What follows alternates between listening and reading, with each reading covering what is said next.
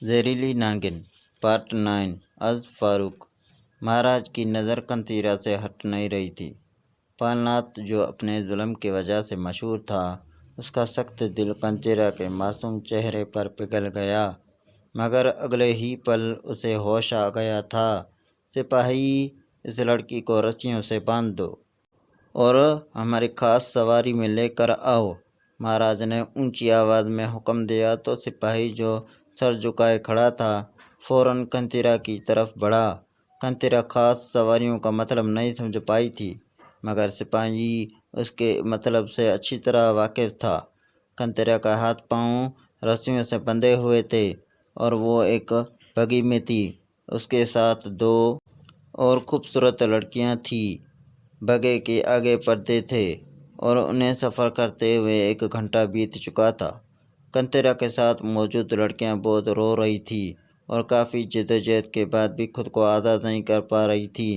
وہ بس یہاں سے بھاگنا چاہتی تھی، اس قید سے آزاد ہونا چاہتی تھی، مگر کنتیرا تو خود ہی اپنے آپ کو اس قید میں لائی تھی۔ وہ چاہتی تو ناگن بن کر یہاں سے فرار ہو سکتی تھی اور سپاہیوں کا اکیلے مقابلہ بھی کر سکتی تھی، پر اس کے دماغ میں کچھ اور ہی چل رہا تھا۔ وہ اندر ہی اندر بہت خوش تھی، مگر باہر سے آنسو بہانے کا ناٹک کر رہی تھی۔ یہ سپاہی ہمیں کہاں لے کر جائیں گے؟ کنتیرا چپ رہ کر تنگ آ چکی تھی، اس لیے اس نے دونوں لڑکیوں کو مخاطب کیا، جو تھک ہار کر اب بیٹھی تھی۔ تمہیں نہیں معلوم؟ اب ہم بادشاہ کی کنیزیں بنا دی جائیں گی، ایسی کنیزیں جن کے جسم کو ہر رات بادشاہ نوچے گا اور باوی کنیاؤں کو وہ اپنے خاص لوگوں کے حوالے کر دے گا۔ ایک لڑکی نے دکھ بھرے لہجے میں جواب دیا۔ کنتیرا اس وقت محل میں موجود گرم پانی اور صابن سے غسل کر رہی تھی۔ وہ بہت خوش تھی۔ جیسے ہی محل میں قیدیوں کو لایا گیا تھا، راجا نے سپاہیوں کو حکم کر کے کنتیرا کو اپنے آرام گاہ میں طلب کیا تھا۔ کنتیرا سر جھکائے پال ناتھ کے سامنے موجود تھی۔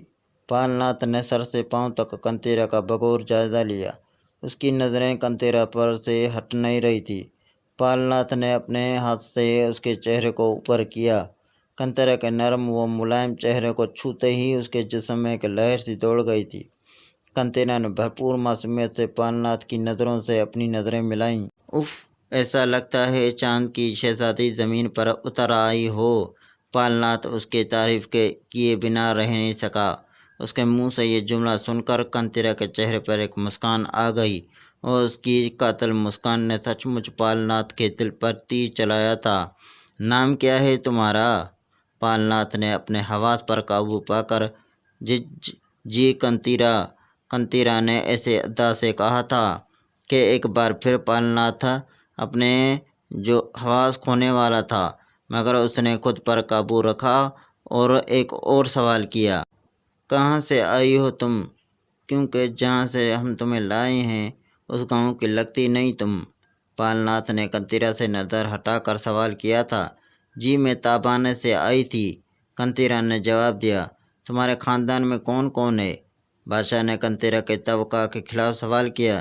جی مہاراج، میرا خاندان، اتنا ہی بول کر کنتیرا کا آنکھوں سے آنسو کی لڑیاں نکل پڑیں اور آنسو رواں ہونے لگے۔ کیا بتاؤں مہاراج، میرے ماں کا انتقال بچپن میں ہی ہو گیا اور کچھ دن پہلے میرے بابو بھی مجھے اس دنیا میں چھوڑ کر چلے گئے۔ ایک بھائی ہے جو شادی کے بعد اپنی پتنی کا غلام بن چکا ہے۔ بابو کے جانے کے بعد مجھے گھر سے نکال دیا، تب سے ماری ماری پھرتی ہوں۔ اس گاؤں میں نکل آئی اور وہاں سے آپ نے مجھے۔ کنتیرا نے اتنا بول کر پھر سے رونا شروع کر دیا۔